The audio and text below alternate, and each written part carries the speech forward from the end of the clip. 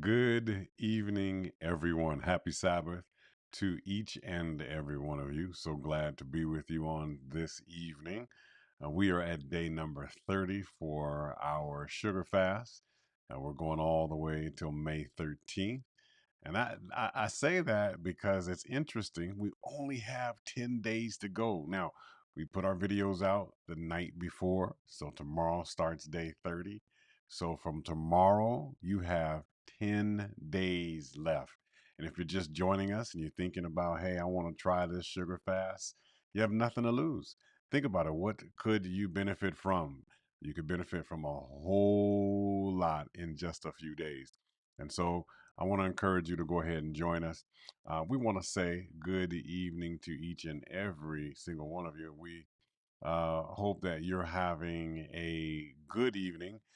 We're going to try to do this. We're actually live tonight, so we're going to see if technology wants to cooperate, and it doesn't.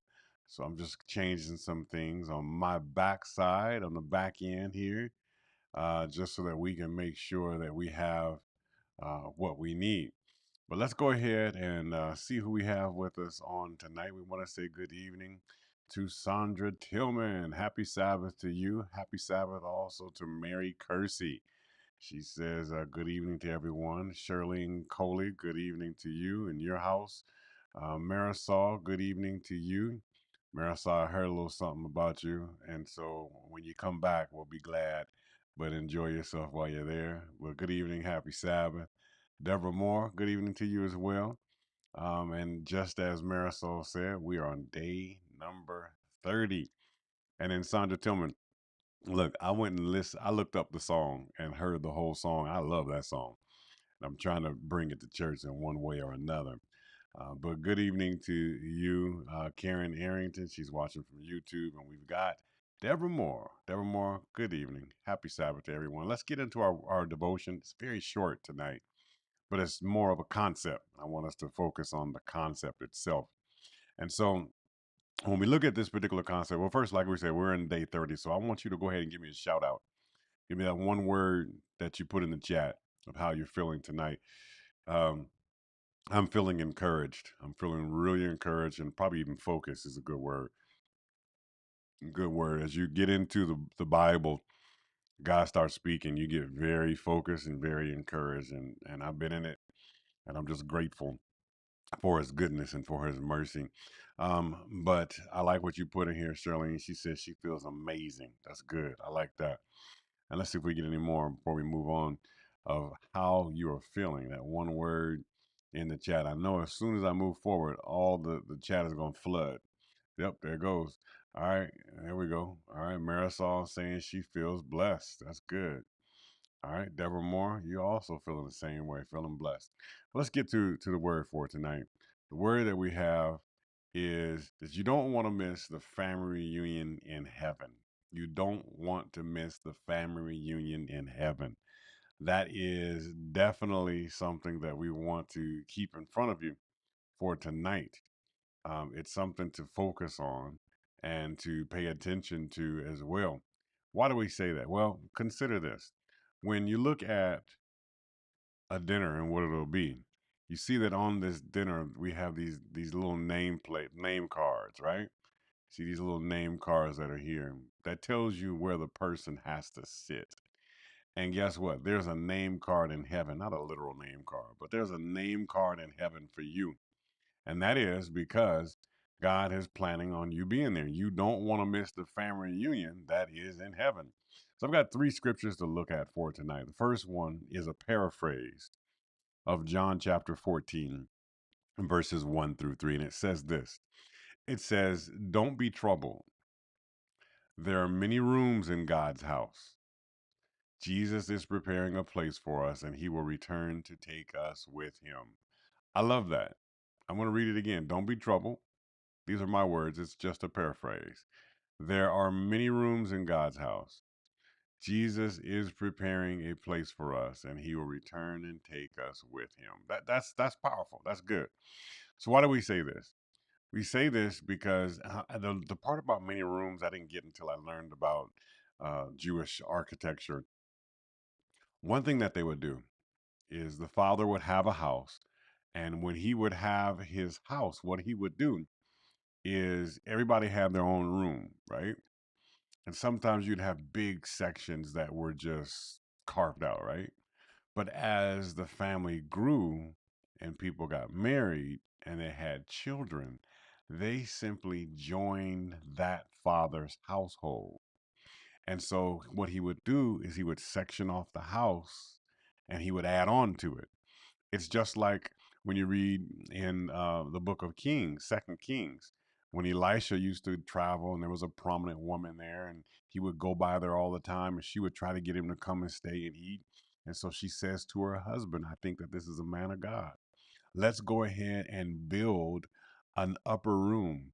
And let's wall it in. Let's go ahead and build it. But what we'll do is we'll put a bed, a table, a lamp in there, a chair. We'll make sure he's got what he needs.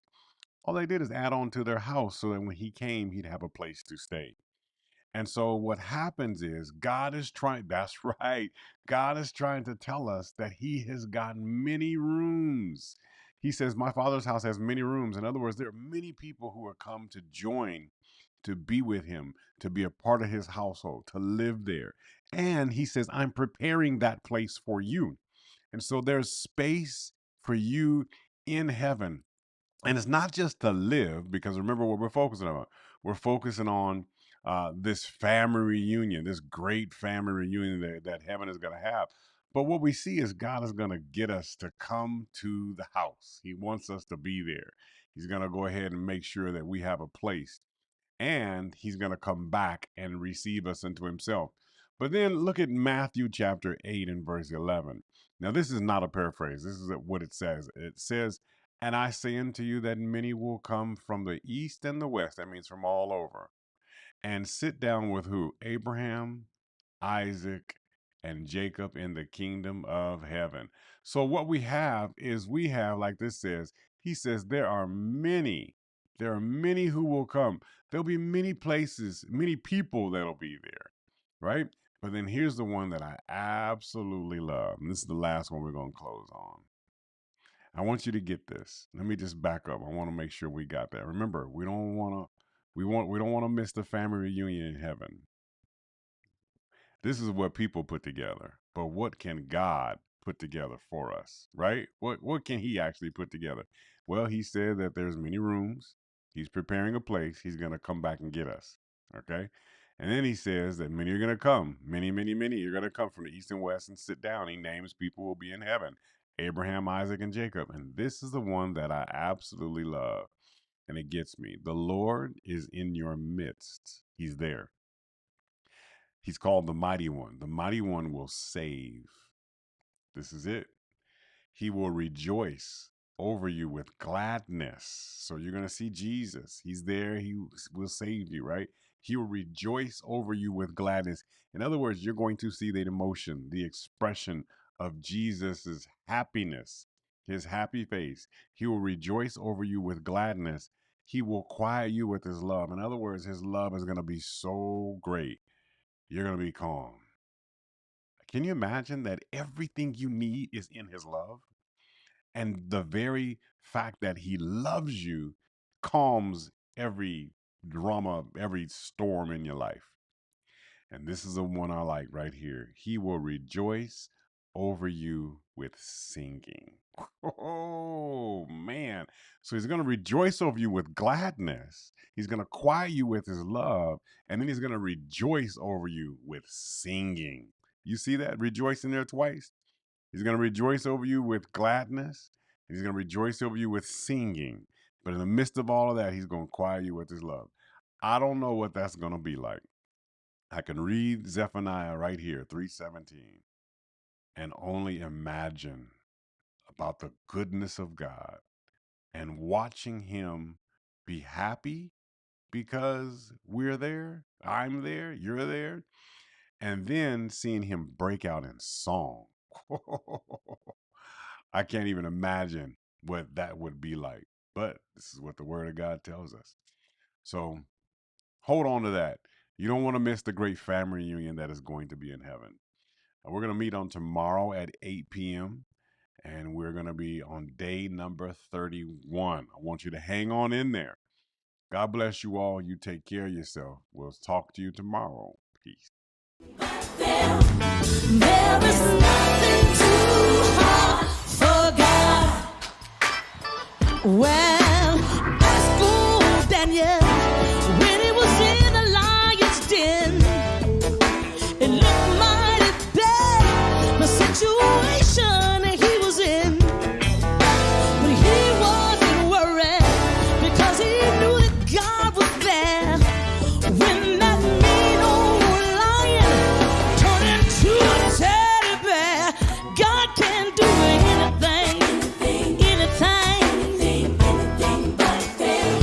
He can do anything, oh, anything but fail. God can do anything, anything but fail. There is nothing too hard for God.